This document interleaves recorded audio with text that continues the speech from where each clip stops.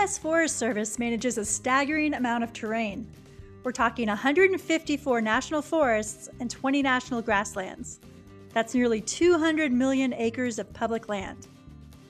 And I'm going to show you how to find those trails for e-biking in the national forests using a free mapping tool provided by the U.S. Forest Service. These trails are spread across 44 states. And here's the best part. Most Americans live within just 2 hours of a trailhead. That's why over 160 million people head into these woods every year. But if you're an e-biker, there's one specific number you need to know: 164,000. That's the total mileage of USFS trails. Now, the official rule: e-bikes are generally managed as motorized vehicles. But don't let that discourage you. Right now, e-bikes are legal on over 60,000 of those trail miles. That's nearly 37% of the entire network, plus thousands more miles of forest roads. We're talking full-size 4x4 routes, double-track ATV trails, and the holy grail, motorcycle single-track. In fact, estimates show that about 10,000 to 15,000 miles of that dirt is true single-track heaven that is 100% open to e-bikes. The challenge? Finding them. You can't just wing it and hope you're legal. For the Forest Service, that battery on your bike moves you from the primitive world into the motorized world. Today, I'm going to show you how to find e-biking trails in the National Forest. We are diving into the USFS Interactive Visitor Map to find those 60,000 miles of e-bike friendly dirt. I'll show you exactly which layers to toggle so you can ride with confidence, stay legal, and keep our access open. Grab your helmet, let's get into the map. The first thing you're going to want to do is to find the USFS Interactive Visitor Map. To do that, go to the USFS website at fs.usda.gov. Today they have the visitor map linked from their homepage, but that's not always the case. If you need to search for the map, simply search for the USFS Interactive Visitor Map in Google and it'll pop up. Once the map opens, you'll see a map of the United States with icons all over it. These are all of the campgrounds and cabins in an area. We're not interested in that right now, so simply deselect the option for Check to begin exploring in the right-hand side. Now we just see a blank map with all of the national forests and grasslands in green. On the right-hand side, you see the Explore Recreation Activities list of different layers. This is how you can search for different activities you can do on USFS land.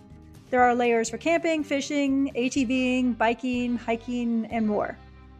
I did a full tutorial on how to use all of the features of this mapping tool, which I'll link to in this video's description. But for now, we're focusing on where we can legally go e-biking in national forests. As mentioned earlier, the USFS currently, as of April 2026, classifies e-bikes as motorized vehicles. That's slowly changing. More on that later. Because e-bikes are classified as motorized vehicles, they are allowed on any trails or roads open to motorized vehicles in the national forests. This includes trails for ATVs and OHVs less than 50 inches. You can toggle on that layer on the right.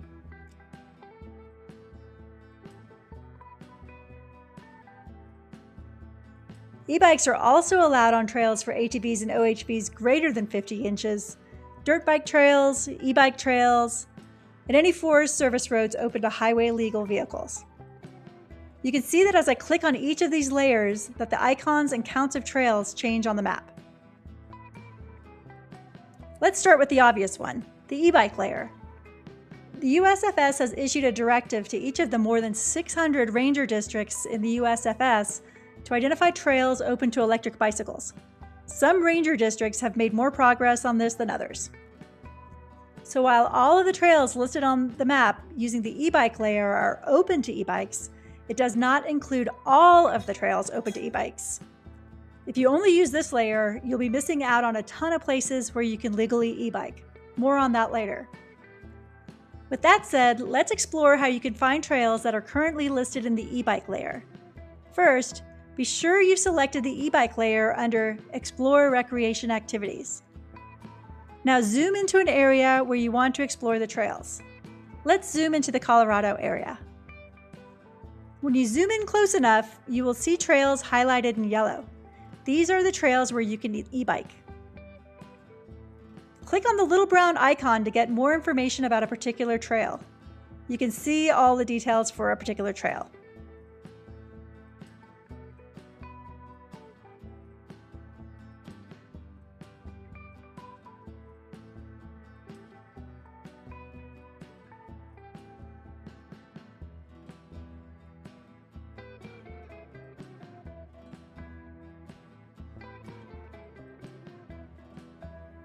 You'll notice it also lists the trail class.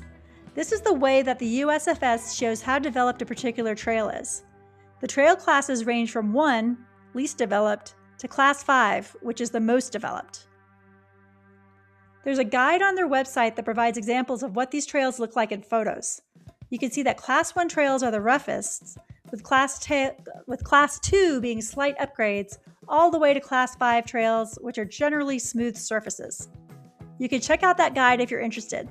I'll add a link in this video's description to that file.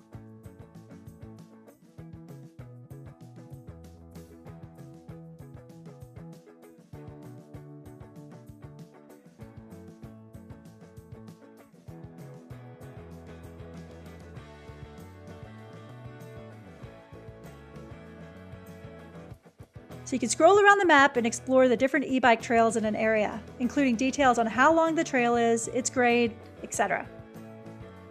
As I mentioned earlier, all of the 600 ranger districts have been tasked with identifying which trails are open to e-bikes. Some ranger districts are moving faster on this than others.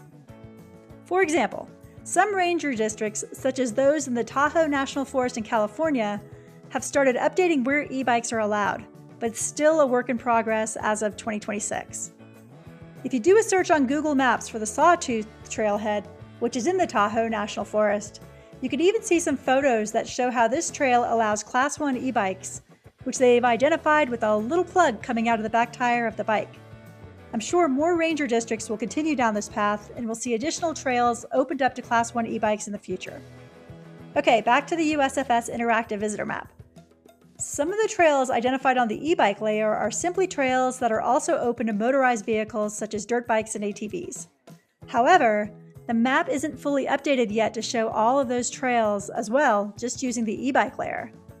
So to find those, what you want to do is change the layer to dirt bike. All of a sudden, you see many more dirt bike icons showing up on the map. Even though e-bikes are also allowed on these trails, those trails don't always show up on the map when you select the e-bike layer. So you want to select the dirt bike layer as well to find more trails. Dirt bike trails are typically single track, which is what most mountain biking trails look like. So while you'd have to share the trail with dirt bikes, you are absolutely allowed to be there on an e-bike too. You can play around with the map and find more details about these trails too. Click on the brown icon for each trail highlighted in yellow to get more details. E-bikes are allowed on any trails and roads in the USFS that are open to motorized vehicles. This includes ATVs, OHVs like side-by-sides, and highway legal vehicles. So you can click on those layers too to find those trails and roads. Anywhere a dirt bike, ATV, OHV, Jeep, 4x4 vehicle, or other vehicle is allowed in the National Forest, e-bikes are too. So that's how you do it. I really like the USFS Interactive Visitor Map for finding e-biking trails. There's just so much info available. So don't forget to check out my full tutorial on how to use the mapping tool. Also, there's a version available for your Android phone too. Check it out on Google Play. I wasn't able to find an iPhone version, so I'm not sure if it's available for iPhones. If you have any questions, please add a comment and I'll do my best to help answer it. So thanks for watching and happy e-biking. See you out in the trails.